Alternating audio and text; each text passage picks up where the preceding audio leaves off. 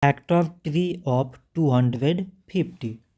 So 250, it can be written as 2 times 125.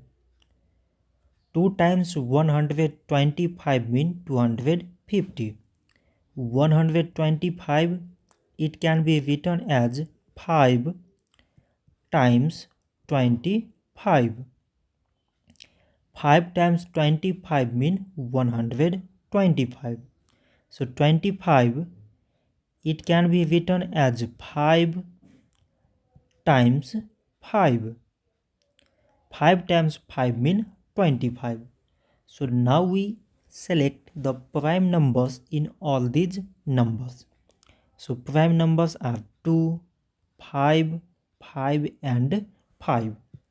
So we can write 250 is equal to the product of all these prime numbers, that is, first one it is 2, then 5, then this 5, and at last this 5.